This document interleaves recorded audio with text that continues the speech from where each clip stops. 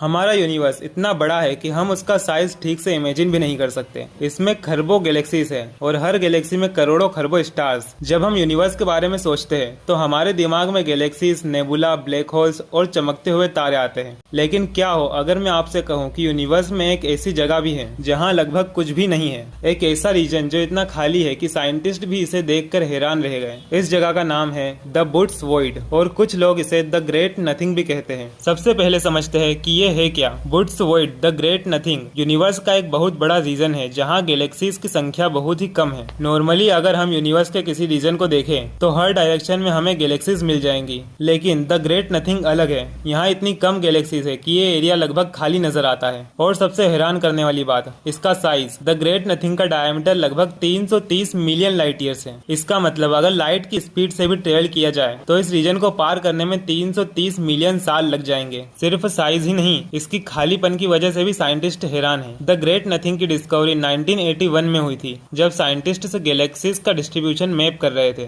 तब उन्होंने नोटिस किया कि एक बहुत बड़ा रीजन ऑलमोस्ट खाली है। शुरुआत में उन्हें लगा कि शायद डाटा में कोई गलती है, लेकिन बार बार ऑब्जर्वेशन करने के बाद पता चला कि ये रीजन सच में एग्जिस्ट करता है और ये वाकई बहुत खाली है। अब सवाल ये है कि ये बना कैसे। यूनिवर्स के शुरुआती दिनों में मैटर हर जगह परफेक्टली इक्वल अमाउंट में नहीं फैला हुआ था। कहीं थोड़ा ज्यादा था, कहीं थोड़ा कम था। समय के साथ ग्रेविटी ने ज्यादा रीजन वाले मैटर को और बड़ा कर दिया और वहीं गैलेक्सीज और गैलेक्सी क्लस्टर बन गए। लेकिन जहां मैटर पहले ही कम था वहां धीरे धीरे और भी कम होता गया। इसी प्रोसेस के कारण यूनिवर्स में बड़े बड़े वॉइड्स बन गए। लेकिन बुट्स वॉइड इतना बड़ा है कि ये नॉर्मल वॉइड्स से भी ज्यादा मिस्टीरियस लगता है। अगर किसी तरह आप बुट्स वॉइड के बीच में पहुंच जाओ तो आपका एक्सपीरियंस बहुत अजीब होगा। हमारी अर्थ से रात के आसमान में हजारों तारे दिखाई देते हैं, लेकिन बुट्स वॉइड के बीच में आसपास गैलेक्सीज बहुत कम होंगी। यूनिवर्स और भी ज्यादा अंधेरा लगेगा और आपको एहसास होगा कि आप एक ऐसे रीजन में हो जहां चारों तरफ लगभग सिर्फ खाली स्पेस है। कुछ लोगों ने मजाक में ये भी कहा था कि शायद किसी सुपर एडवांस्ड सिविलाइजेशन ने यहाँ गैलेक्सीज हटा दी होंगी, लेकिन इस बात का कोई साइंटिफिक एविडेंस नहीं है। साइंस के हिसाब से बुट्स वॉइड एक नेचुरल स्ट्रक्चर है, लेकिन इसका एग्जैक्ट फॉर्मेशन आज भी रिसर्च का टॉपिक बना हुआ है। सबसे इंटरेस्टिंग बात यह है कि बुट्स वॉइड पूरी तरह खाली भी नहीं है। इसके अंदर कुछ गैलेक्सीज मौजूद है,